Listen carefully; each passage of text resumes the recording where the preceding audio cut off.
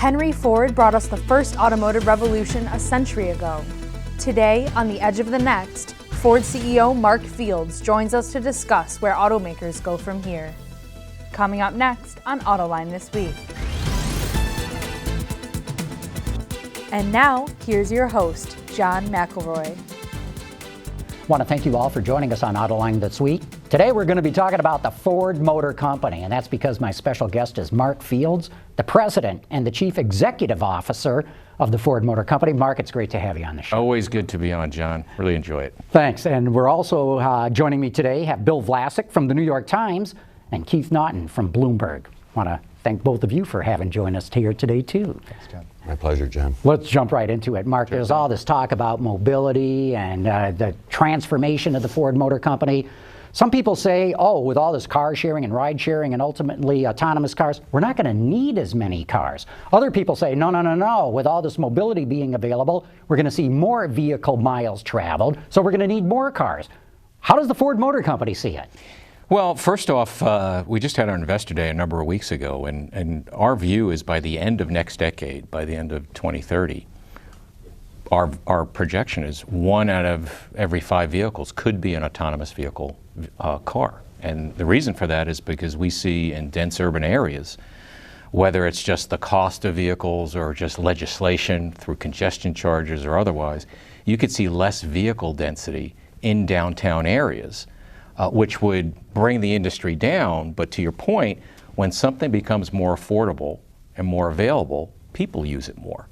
So you could see the usage of vehicles going up, which means more miles racking up on vehicles quicker than personally owned vehicles, which would be a benefit to increasing the industry. So more or less. So, I actually think it's still too early to tell. There's lots of projections out there. It's going to come down to the adoption from consumers as they look at autonomous vehicles to allow them to get around urban areas and how they adopt to it, the technology, the economics around it.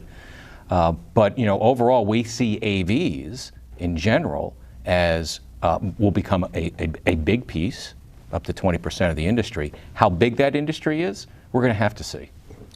What's your research telling you about how consumers perceive autonomous vehicles and whether they'll be comfortable being driven by their own car?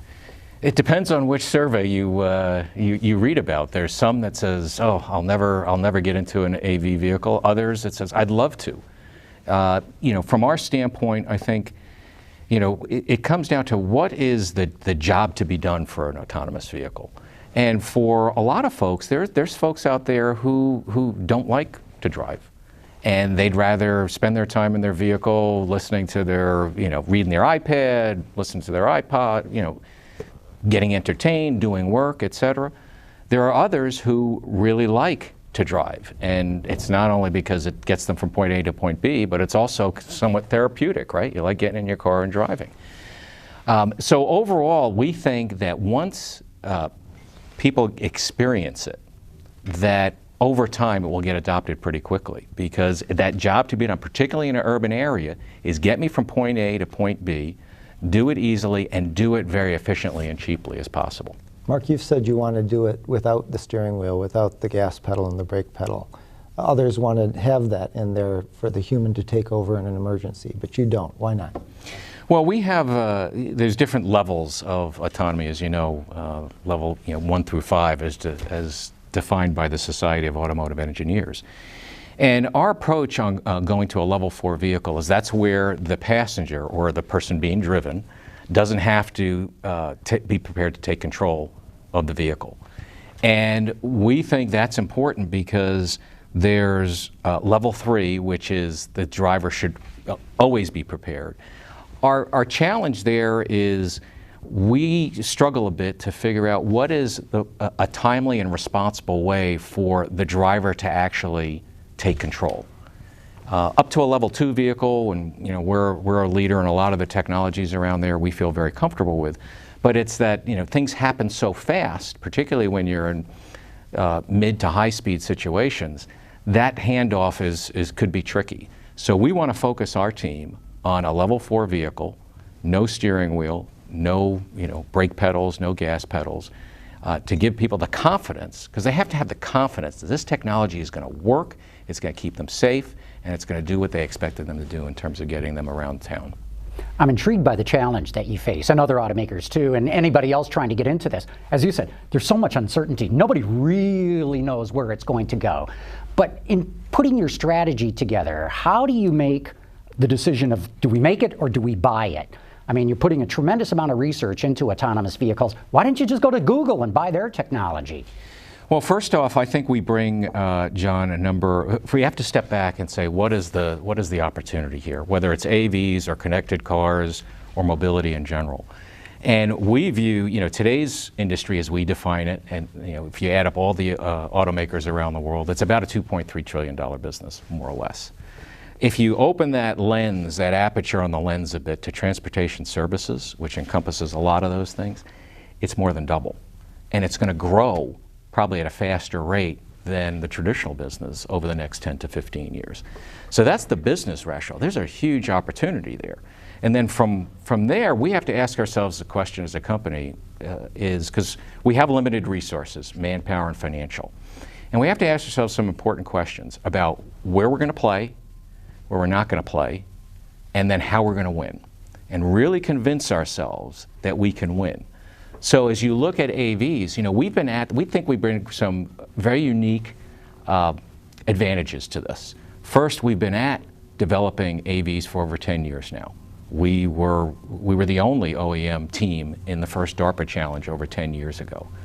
We have this globally recognized and admired brand, which not only helps us attract customers, it helps us attract great partners. And as we develop AVs and technology, et cetera, we will partner, and we are partnering.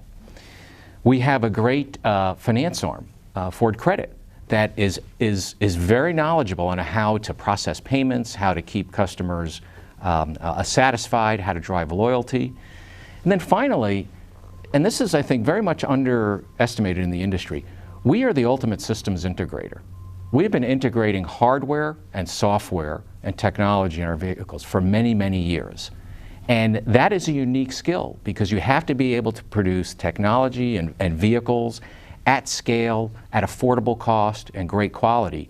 And when you marry this virtual driver system, which is the brains, to the autonomous vehicle platform, which is the vehicle, that is, first off, it's really hard, but secondly, we know how to do that. You've also said you think you can get a 20% margin out of the mobility services end, which is more than double the 8% you get from the traditional business. How do you get that, and when will that arrive?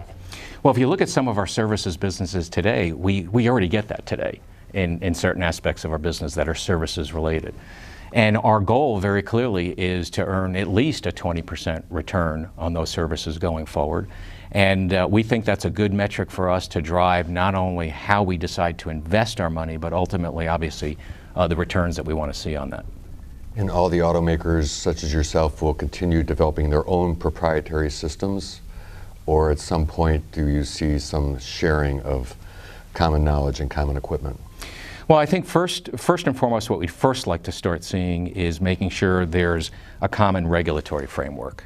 That's really important, and I'm really glad to see, for example, here in the U.S., NHTSA take a very forward-leaning approach to making sure we have one national standard, if I could call it that, on AV regulations versus individual 50 states. Because if we, as an automaker, had to design to 50 states different regulations, that would be really hard and not very economical.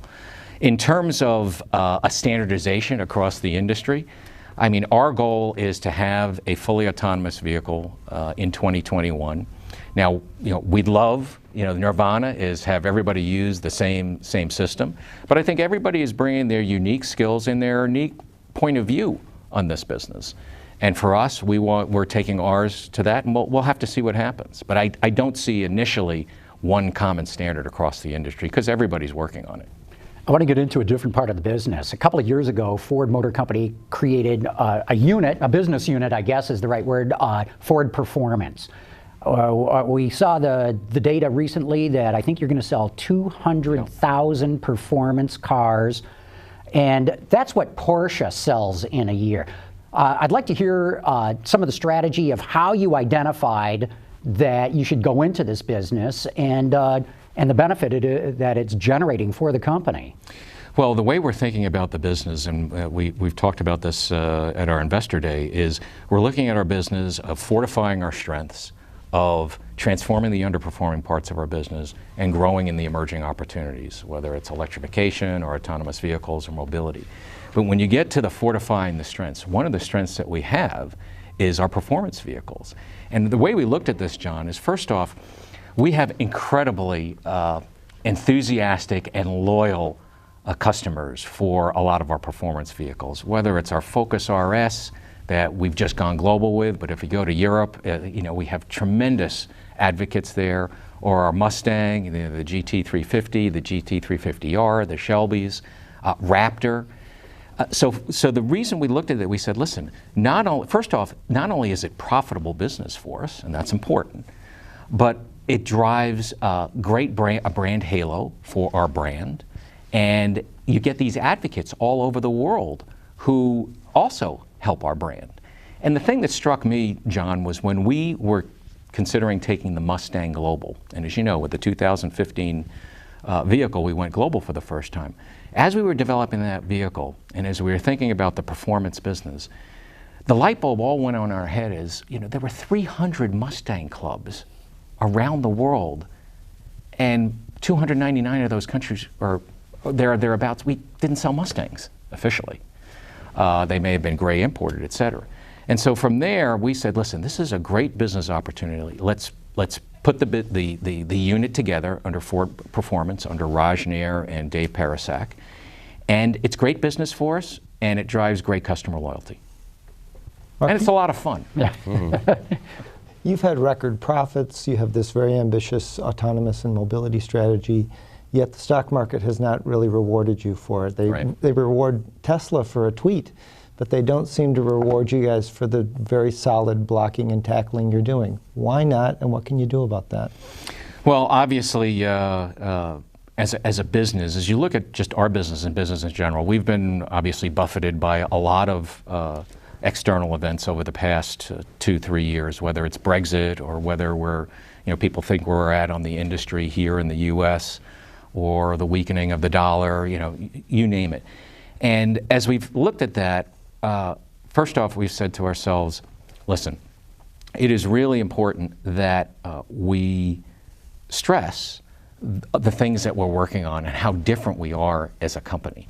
If you think about what we've done in terms of restructuring the business to make us much more fit for the next downturn, and at the same time make sustainable dividends a very top priority, that's something that we're focusing on and getting the message out. At the same time, we've had a lot of improvement in our operations outside of North America. And as investors, I think, are looking at the industry, they're looking at the macro factors. They're looking at, is the industry at a peak? The impacts of Brexit. And that's why we're focusing on how we are a very different business than we are today. Also, I think investors are looking at a lot of this disruption out from either new entrants that we never thought would become competitors in the auto industry, to new business models that are out there. I think they might be underestimating the progress that we're making there. So we're just going to stay very focused on the 4 things that drive value in a company, is around profitable growth, around improving our returns, de-risking the business, and making sure we reward our shareholders. And we think everybody associated with Ford over time with that will benefit. And as you said, we're coming off the last year of record profitability in the first half of this year. We're just going to stay focused on running a good business. Mark, you've taken a lot of criticism from the Republican presidential candidate Donald Trump about building a new small car plant in Mexico, and I think you've explained your position on that pretty clearly. My question is about the jobs in America. You've brought back a lot of jobs since the recession, right? But have you kind of maxed out on what you can add in terms of hourly employment in the United States without building another plant, which I assume would be a tough proposition? Well, if you look at the numbers, we have over 55,000 hourly workers here in the U.S. And as we've mentioned, it's the most than any automaker here in the U.S. by far. We produce more vehicles than any automaker here in the U.S. When you look at our new UAW contract, for example, as we said, we've created 28,000 jobs since 2011. In the contract that we signed in 2015, we agreed to either sustain or create another 8,500 jobs. Now that's going to be, a lot of that depends on the market itself and driving and our growth in the marketplace. We're always looking for opportunities to grow our business, and where it makes business sense, we will grow, we will add workers, et cetera. And we always look at it through the lens of, we've been a company since the founding of Henry Ford, build where you sell, and as you grow the business, make sure that everybody benefits. I mean, Henry Ford had a great saying. He said, a business that makes nothing but money is a poor business. So yes, we want to make money, we want to make strong returns, but we want to grow employment in the communities in which we live and work and sell vehicles. But Mark, sorry, go ahead, Bill. Just to follow that up, is it conceivable, though, that someday an American car company would build another assembly plant in the United States? Or has Mexico just become a great opportunity for certain products that you preclude from building here? Well, I think I can't speak for any other car companies. I think from our standpoint, as we grow a business, we are always open to making sure it makes good business sense for us. And let's look at the case of what we're doing with our manufacturing footprint here in the U.S.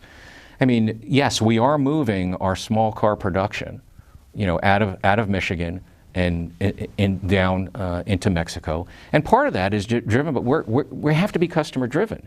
In that segment of the market, customers they have a certain value in their mind, and we have to deliver that as a company. Great product, but also at a great value.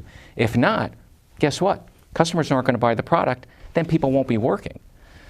And at the same time, as we said, we're bringing in 2 new products into our plant here in Michigan, which are again, 0 jobs will be affected. And at the same time, as we look at this, it's really important to keep that in mind, that we've also brought work back from places like Mexico. In Ohio, in our plant right outside of Cleveland, we've brought back our medium-duty trucks, and they're selling great. So where it makes business sense, we'll take appropriate action. Mark, why is Donald Trump picking on the Ford Motor Company? And the reason I ask that is, and I got to look at my notes here, Fiat Chrysler has announced it's stopping production of all passenger cars in the United States. In fact, Fiat Chrysler is moving production of the Jeep Compass out of Illinois down to Mexico. General Motors is doubling its manufacturing footprint in Mexico. What'd you guys do to Donald Trump? Why is he picking on you guys? It's interesting, John. It seems every election, somehow somebody in the auto industry is dragged into the election for whatever reason. I think it points to the importance of the automotive industry and the importance that it plays not only in terms of employment, but just overall economic development. And, listen, it's presidential, election season, and there's lots of things said on the campaign trail. There is usually a difference between the rhetoric on the campaign trail and actually governing. I mean, our approach as a company is, listen, we will work with whatever administration, and we have worked with whatever administration is in power at the time, to do our part in terms of driving economic development, but also running a good business. And we'll continue to do that. And when facts are thrown out that are not correct, we will be there to correct those facts. And speaking as a company, because it's important that we do that. You have talked about how the U.S. market is slowing, and I wonder, is that maybe what people need to see eventually, that you will move through a downturn and do it successfully and profitably, which is different than historical actions, and then they'll believe that Ford Motor Company has changed? Well, I think a lot of folks have believed we changed. If you look at our lineup today versus our lineup 8-10 years ago, we're a very different company. If you look at our structure today, if you look at our profitability today and how we're running the company, as you look about how we've been very open around the strategy of the company, of moving from an auto to an auto and mobility company, and making sure we keep that core business of designing and developing and manufacturing vehicles strong and healthy, but at the same time pursue these emerging opportunities, which can provide new areas of growth for the business. But at the same time, as we go into the downturn, and this is one of the things we talked about at our Investor Day, we are a very different company than we were in terms of the number of plants that we have, how they're utilized, the flexibility that we have around running those plants. And our goal is when the next downturn comes, whenever it comes, that we will be ready to stay profitable and also to sustain that dividend and to keep our credit rating. And that's what we're aiming for. And in the meantime, we're not projecting a recession, but we have to be prepared for it. When do you expect it to come? I'll ask, your crystal ball is probably as good as mine. We don't, in the next few years, we're not predicting a recession. When you look at the health of the consumer, it's pretty good. But we know that at some point, they call it a cycle because it goes ups and downs, and there'll be a cycle, and we'll be ready for it. Mark, you're on the board of directors of IBM. We've been talking about autonomous cars and all the technology that goes into it. A lot of what goes in is artificial intelligence. Some call it neural networks. Others refer to deep learning. You're right there on the board, and IBM with Watson is at the forefront of this. What are your views of bringing this technology into cars, or maybe even helping running your company? Can you feed it scenarios and have it spit out what you should be doing? Well, actually, one of the things that we're placing a lot of emphasis on, John, is data and analytics. And we've actually grown our data and analytics groups. So by the end of this year, we'll have over 600 professionals, and we're going to grow that considerably over the next number of years. Because when you think about not only how we run our manufacturing plants and how our plants and our robots get sensors on them to be connected to the Internet of Things, you can have a lot of predictive maintenance. You can be a lot more efficient in your plants and also improve quality, reduce costs.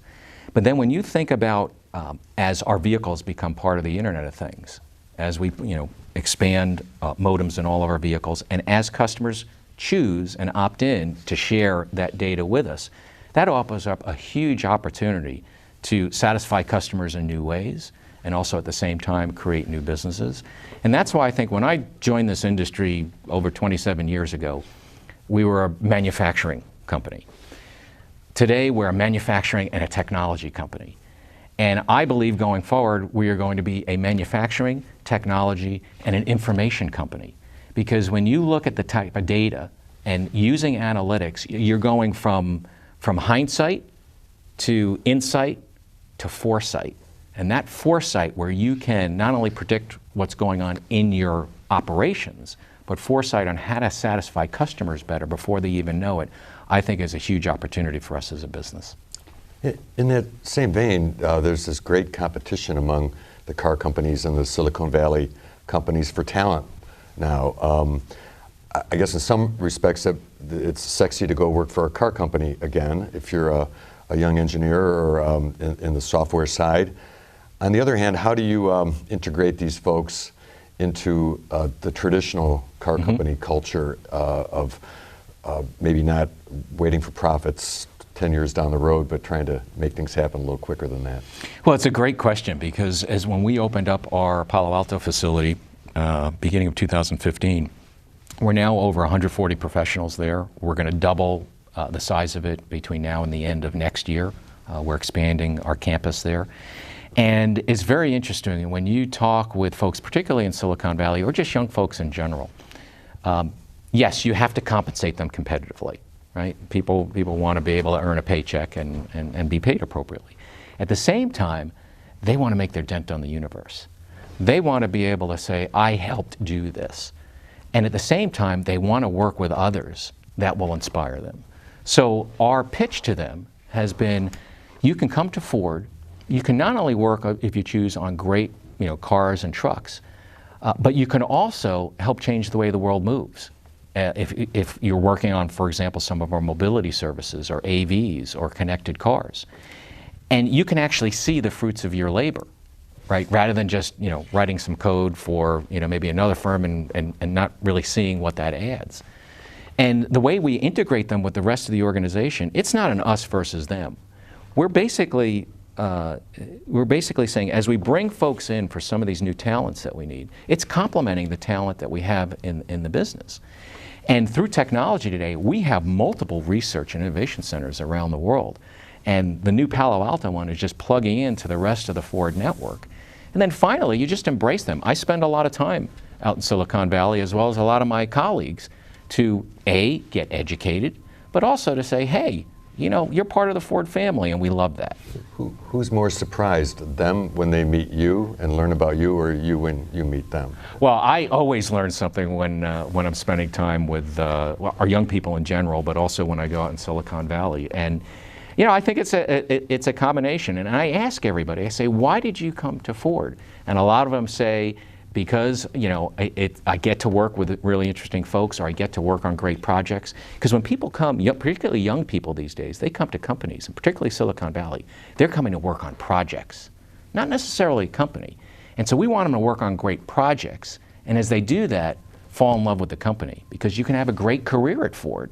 You know, not just in Silicon Valley. We're a global company. You can live and work in places you never thought you imagined.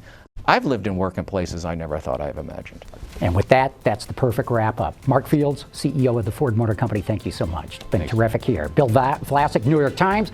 Keith Naughton with Bloomberg. It's been great having the both of you here, too. Thanks, John. Of course, I want to thank all of you for having tuned in.